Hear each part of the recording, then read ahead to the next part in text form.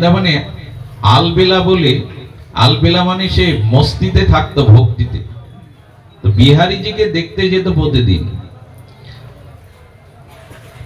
হরিদাস স্বামীজির আর প্রকটকৃত বিগ্রহ শ্রী বিহারীজি বৃন্দাবনে, মদন মোহনের মতো, শ্রী গোবিন্দজির মতো, বাকি বিহারীর মতো, রাধারমণের মতো এরকম প্রকট বিগ্রহ বিহারীজি। তো বিহারীজিকে দর্শন করতে গেছেন। দর্শন করে আরতির পরে যখন পদ্মা উন্মুক্ত হয়েছে, তখন সবাই বিহারী জিউ বলে, গোবিন্দ জিউ বলে, রাধা মদন মোহন বলে হরিধ্বনি করছে। কিন্তু এই আলবেলা ভক্তটি দেখছেন সিংহাসনে বিহারীজি নাই। পাশে যারা আছে তাদের জিজ্ঞাসা করছে, তোমরা হরিধ্বনি দিলে কেন, জয়ধ্বনি দিলেন কেন? বলে বিগ্রহ দেখলেই তো জয়ধ্বনি দিতে হয়। আমি তো দেখতে পাচ্ছি না বিগ্রহ। উনি বলছেন আমি দেখতে পাচ্ছি না। উনি মনে করলেন চোখের কোনো সমস্যা হতে পারে। পরের দিন আবার এসেছেন। আবার যখন বিগ্রহ উন্মুক্ত হলো পদ্মা আরতির পরে, জয়ধ্বনি দিচ্ছেন, জয় বিহারী জিউ কি, জয় রাধারমণ কি। যখন ওই জয়ধ্বনি দিচ্ছেন, তখন উনি আজও দেখছেন সিংহাসন দেখতে পাচ্ছে, মন্দির দেখতে পাচ্ছে, সিংহাসনে বিহারীজি নাই। উনি তখন আরো ওনার সিদ্ধান্তটা যথার্থ কিনা, আমি বিহারীজিকে দেখতে পাচ্ছি কিনা, কি আমার চোখের সমস্যা। পাশের জনকে বলছে, আচ্ছা বিহারীজি আজ কি রঙের পোশাক পরেছে, মানে জানতে চেষ্টা করছে বিহারীজি এখানে আছে কিনা। বলে আহা দেখনি তুমি, কি কমলা রঙের পোশাক পরানো হয়েছে বিহারীজিকে, কি অপূর্ব দর্শন লাগছে। তখন বুঝলেন বিহারীজি আছে, কিন্তু উনি আমাকে দর্শন দিচ্ছেন না, আমার কোনো অপরাধ হয়ে গেছে। সারা রাত কাঁদলো, আমার অপরাধের কারণে আমি তোমাকে দেখতে পাচ্ছি না বিহারীজি। আগামী দিনও গেছে, আজও সেই একই দৃশ্য। আত্ম অনুশোচনায় দগ্ধীভূত হৃদয়ে বললেন, যমুনায় ডুবে আত্মহত্যা করবো। যদি তোমাকেই দেখতে না পাই, আমি বেঁচে থেকে কি করব? এরা তো নিবেদিত ভক্ত। তো যমুনায় যখন ডুব দিয়ে ভেসে যেতে যাবে, তখন তো খরস্রোতা যমুনা, এক ব্যাধিগ্রস্ত, ঘা পাশরা গ্রস্ত যমুনার তীরে বলছে, আলবেলা মরবার আগে একবার আমার দিকে তাকাও। তাকে বলছে, তোমাকে দেখে কি হবে? যাকে দেখবার জন্য নয়ন পেয়েছি তাকে তো দেখতে পাচ্ছি না, এই দেহ রেখে লাভ কি? বলে শোনো শোনো, বিহারীজি ভোরবেলা আমাকে স্বপ্ন দেখালেন, তোর এই কুষ্ঠ ব্যাধি, তো যদি আলবেলা তোর দিকে তাকিয়ে একবার বলে তোমার রোগ নিরাময় হোক, তুই সেরে যাবি, তাই এসেছি তোমার কাছে, মরার আগে আমার রোগ সেরে দাও। বলে বিহারীজিকে স্বপ্ন তোকে বলেছে ভোরে? বলে হ্যাঁ, এই জন্য তো ছুটে এসেছি, একবার বলো। তখন বলছেন, বিহারীজি তোকে ভোরবেলা বলেছে আমি বললে তো রোগ সেরে যাবে? বলে হ্যাঁ, একবার বলে দেখো না। যেই বলেছে তোমার রোগ বিহারীজি নিরাময় করুক, সঙ্গে সঙ্গে আর রোগী কোথায়, সাক্ষাৎ বিহারীজি প্রকট হয়ে জড়িয়ে ধরেছে। অর্থাৎ মন্দিরে ভগবানকে দর্শন করতে গেলে সাক্ষাৎ দর্শনের জন্য এরকম ব্যাকুলতা চাই। যার যেমন ইচ্ছা সে জগতে প্রাপ্তিও তেমন পায়, ভাবের দ্বারা দেখতে হয়। তবে একটা সতর্ক বাণী দেই। সতর্ক বাণী হলো, মন্দিরে বিগ্রহ দেখাটা সাধারণ। কি বললাম? মন্দিরে কেন দুঃখ আমাদের জীবনে আসছে সেটাই বলছি, দুঃখ আসবার কথা না, কেন কেন এসেছে সেটাই শুনুন। মন্দিরে বিগ্রহ দেখাটা সাধারণ, তাহলে অসাধারণ দেখাটা কি? দেখুন, কেউ কেউ মন্দিরে বিগ্রহ দেখতে গিয়ে এত ভিড় হয় যে কারো গায়ে যদি পা লেগে যায়, তিনি দেখছেন ভগবানকে, দেখতে এসছেন ভগবানকে, কিন্তু তার গায়ে অসাবধানে যদি কারো পা লেগে যায়, সে এমন করে শনির দৃষ্টিতে তাকায় এবং মনে মনে ভাবে সুযোগ পেলে একদিন আমিও দেখাবো। আচ্ছা, মন্দিরে বসে কারো এই ভাবনা আসা উচিত? আমি ফুল আগে চড়াবো, আমি ভোগ আগে দেব, আমি এখানে গণ্যমান্য ব্যক্তি, মন্দিরকেই প্রতিযোগিতার জায়গা, সামনে গেলেই ভগবান আগে দেখবে আমাকে। আমরা মন্দিরে এসব আচরণও করি। আমার গায়ে অসাবধানে পা লেগে গেলেও আমি তার দিকে এমন দৃষ্টিতে তাকাই, তো আমি ভগবানকে দেখতে এসছি না এই খুঁটিনাটি গুলো এখনো বিচার আছে। মন্দিরে দেখাটা সাধারণ, তবে অসাধারণ কি? মন্দিরে বিগ্রহ দেখে যে ভাব থাকে, আপনার আচরণ থাকে, মন্দির থেকে বেরিয়ে যদি ওই ভাবটাই থাকে, সর্বভূতে সবার মধ্যে ভগবান বিগ্রহ দেখতে পারেন, এটাই হলো অসাধারণ দেখা। এটা হয় না আমাদের। আমরা এখানে যে ভাব নিয়ে বসেছি না, মন্দিরে যে ভাব নিয়ে বিগ্রহ দেখছি না, এখান থেকে চলে গেলে ওই ভাব চলে যায়। বলে এই জন্য মন্দিরে সীমাবদ্ধ বেদিতে শুধু ভগবানকে দেখা সাধারণ দেখা, আর সমস্ত কিছুর মধ্যে সবার মধ্যে ভগবানকে দেখাটাই হলো অসাধারণ দেখা। তখনই তুমি দুঃখ থেকে নিবৃত্তি হবে, যখন শুধু মন্দিরে ভগবান না দেখে সর্বং খলিদং ব্রহ্ম, সবার মধ্যে ভগবান দেখবে। এগুলো বেদান্ত সূত্রের কথা। সর্বপশ্যতি, তুমি সবার মধ্যে যদি ভগবানকে দেখতে পারো। মন্দিরে যদি ভগবান থাকে তো আমার দেহ মন্দিরে উনি নাই। হৃদ্দেশ অর্জুন তিষ্ঠতি, গোবিন্দ বলেন আমি তোমার হৃদয় সিংহাসনে বসে আছি। মন্দিরের দেবতা ঘুমিয়ে পড়ে, আমি তোমার হৃদয়ে ঘুমাই না। মন্দিরে অনাচার হলে দেবতা ওখান থেকে দেব শক্তি চলে যায়, কিন্তু দেহে যতই অত্যাচার করো আমি তোমার হৃদয় ছেড়ে কখনো যায় না। তো শুধু মন্দিরে দেবতাকে ভগবানকে না দেখে সকলের মধ্যে ভগবানকে দেখো। এই দৃষ্টি যদি আসে, সর্বং খলিদং ব্রহ্ম, তখন চারিদিকেই তো ব্রহ্ম। আচ্ছা, সবার মধ্যে যদি ভগবান দেখেন, নিজের মধ্যে কি দেখবেন? নিজের মধ্যেও তখন দেখবেন ভগবান আছে। আপনি অন্যায় কর্ম কখন করবেন? ভগবান যদি হৃদয়ে বসে থাকে। বাবা চোর, ছেলেকে পাঠিয়েছে গুরুকুলে, ছেলে ছুটিতে গুরুকুল থেকে বাসায় এসছে, বাবার চুরি স্বভাব যায়নি, কিছু নারকেল নাড়ু করে দেবে, তা পরের কাছে নারকেল পাড়তে গেছে। ছেলেটাকে বলেছে পাহারা দে, কেউ আসলে ডেকে দিস। নারকেল পাড়তে গিয়ে ছেলেটা ভাবছে তাই তো, ভগবান তো সব দেখেন আমরা যা করি। বাবা দেখছে, বাবা দেখছে। এই বাবা নিচে পড়ে বলে কে দেখছে? বলে গুরুদেব বলে দিয়েছেন যা করি তা তো ভগবান দেখেন। উনি তখন নিয়ন্ত্রণ হলেন। তা আপনি যদি শুধু মন্দিরে ভাগবত আসরেই ভগবানকে দেখেন, আর কোথাও না দেখেন, আপনার দুঃখ দূর করবার জন্য ব্রহ্মাও সম্ভব না আপনার দুঃখ দূর করবার। কৃষ্ণময়ী কৃষ্ণ যার অন্তরে বাহিরে, যাহা যাহা নেত্র পড়ে তাহা কৃষ্ণ স্ফুরে। নামদেব ছিলেন বিখ্যাত নামনিষ্ঠ মহাপুরুষ। একাদশীর পরদিন দ্বাদশীতে প্রভাতে পালন করবেন, তো দুটো রুটি বের করেছেন, মাখনটা লাগিয়ে একটু গোবিন্দকে দিয়ে পাবে, পালন করবে। তো যেই রুটিতে মাখন লাগাবার পূর্ব মুহূর্তে একটা কুকুর এসে রুটি দুটো ছিনিয়ে নিয়ে চলে যাচ্ছে।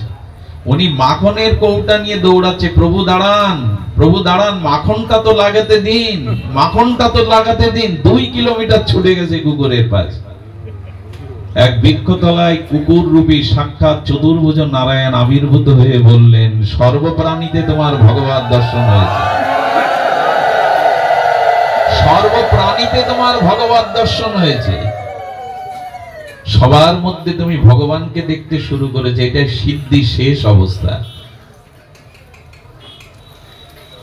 এই জন্য মন্দিরে ভগবান দেখা সাধারণ, সকলের মধ্যে ভগবানকে দর্শন করা হলো অসাধারণ। কে নিচ কে ছোট।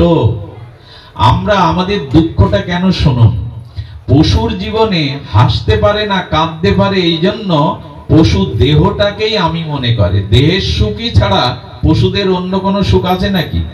কথা বলবেন। দেহের সুখ ছাড়া পশুরা আত্মসুখ, ভগবত সুখ আস্বাদন করতে পারে কি? এই জন্য তাদের জীবনে হাসি নেই, কান্না আছে।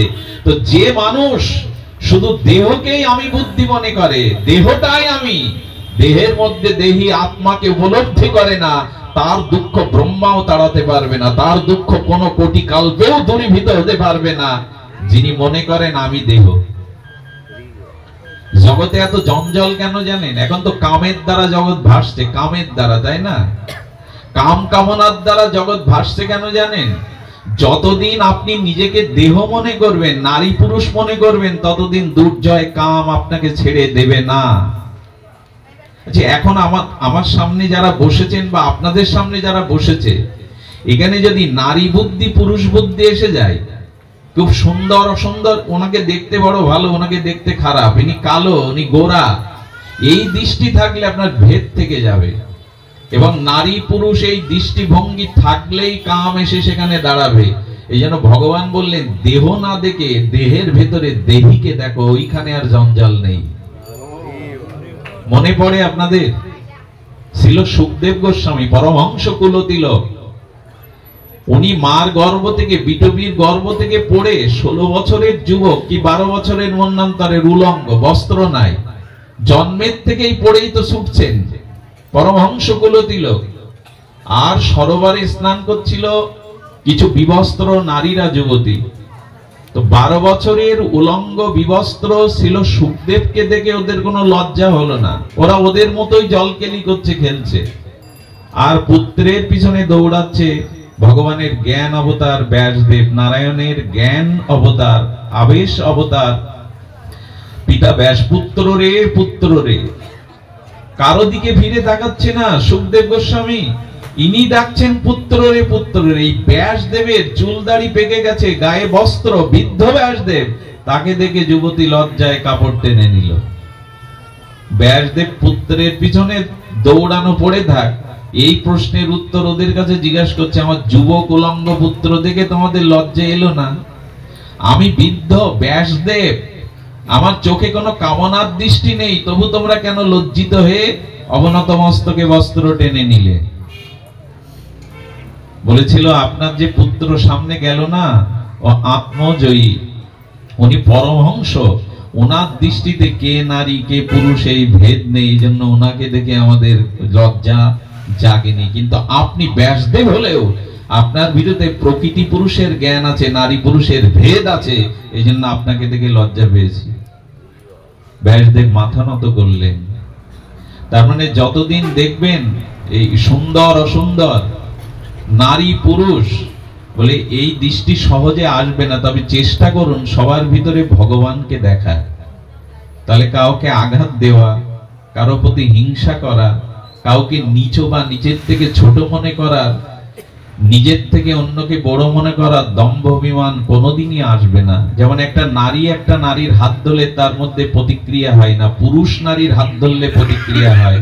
তা আমি যদি দেহ না দেখে, রূপ না দেখে, দেহের মধ্যে দেহিকে দেখি, তাহলে এখানে সম্ভাবনা কোথায়? সমস্ত শাস্ত্র এইখানে আসতে বলেছে মানুষকে, সর্বভূতে তাকে দেখো। একটি সনাতন ধর্ম এমন একটি ধর্ম, এরা চৈত্র মাসে বট গাছের তলায় অশ্বত্থের গলায় জল ঢালে, অন্যরা এদেরকে কলঙ্কিত করে। তোমাদের ভগবান কি গাছের মধ্যে?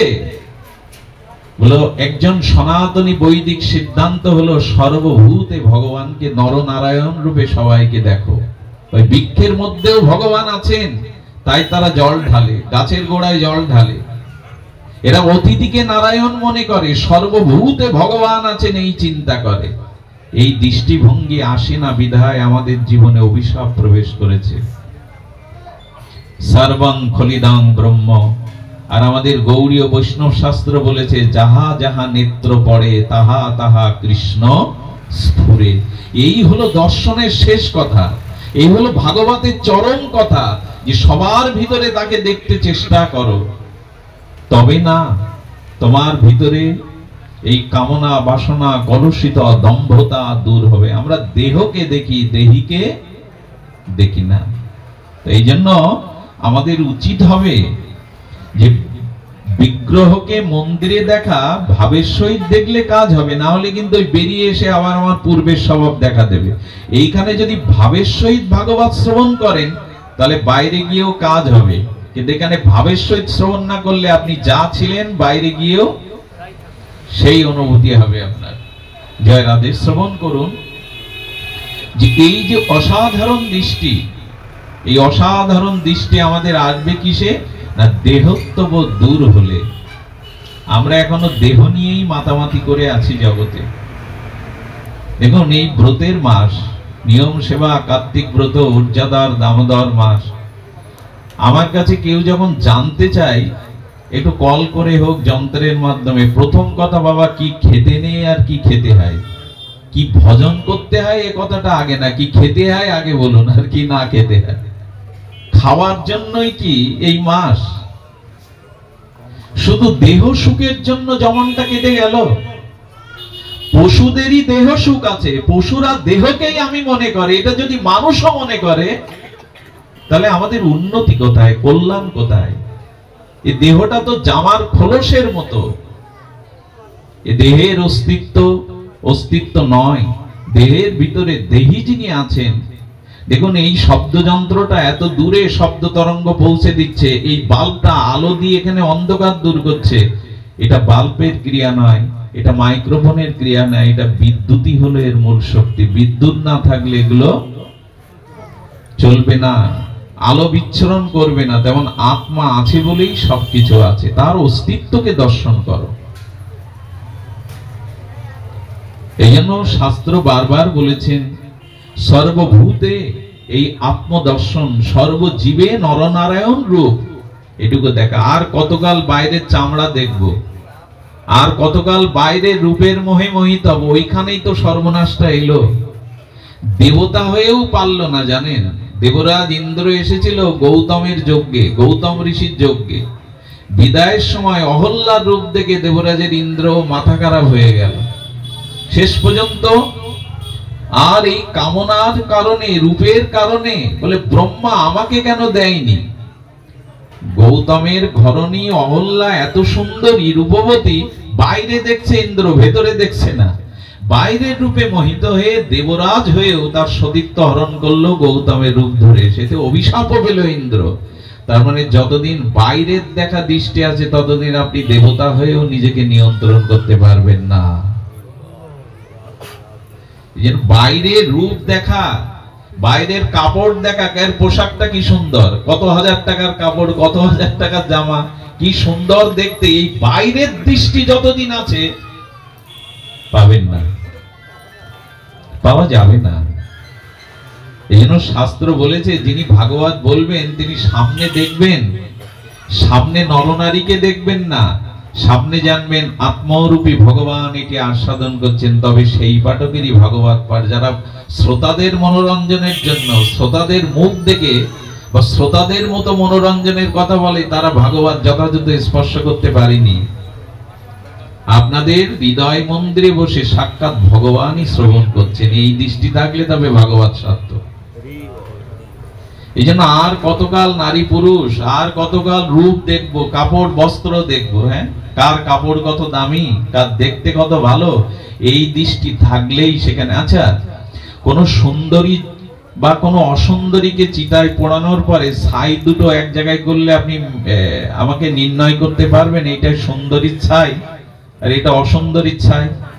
কথা বলুন, নির্ণয় করা যাবে? তো শেষ পরিণত তো ওই চিনতে পারবেন না। কোন রাজকুমারীকে পোড়ালেও যে ছাই, আর কোন কুৎসিত কদাকার যদি কোন রমণীকে পোড়ান, দেখতে সুন্দর নয়, দুটো ছাই দেখে কিন্তু আপনার বলার উপায় নেই এটা সুন্দরীর কে এটা অসুন্দরী, পরিণামে তো একটাই। মাঝখানে আমাদের জীবনে অভিশাপ নেমে আসছে, এই শুধু এই রূপ দেখতে দেখতে, বাইরে দেখতে দেখতে। তিনতলা বাড়ি দেখে আমার হৃদয়ে জ্বালা হয়। আমাকে একজন বললেন, বিল্লমঙ্গল, এখন মানুষের এত দুঃখ কেন?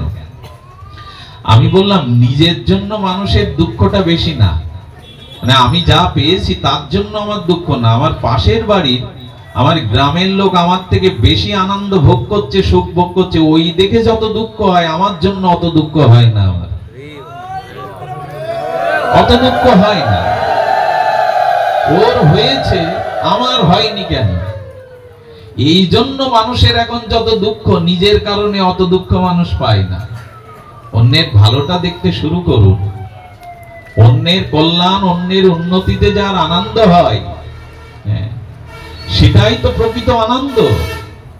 এই জন্য শাস্ত্র বলছে এই বুদ্ধি কখন আসবে? যখন আত্ম বুদ্ধি আসবে, দেহ বুদ্ধি থাকবে না। এই জন্য তো কামকে পুড়িয়ে দিয়েছিলেন ভগবান শিব। কি পুড়িয়ে দিয়েছিলেন? কামের একটা গর্ব এসেছিল যে আমি ঈশ্বর, আমাতে সবাই পরাস্ত, ব্রহ্মা পরাস্ত, দেবতারা মনি ঋষিরা পরাস্ত। কামের অহংকার এলো, মদনের অহংকার এলো কামের, যে আমি শ্রেষ্ঠ, আমি ঈশ্বর, আমি সর্বশক্তিমান। শিব বললেন তবে তুমি পুড়ে ছাই হও। কামকে পুড়িয়ে দিলেন ভগবান শঙ্কর, জগৎকে জানালেন এই বাইরের রূপকে পুড়িয়ে ভেতরটাকে দেখো। শুধু চামড়াটা তুলে নিলেই দেখবেন এ দেহ মলমূত্রে ভরা।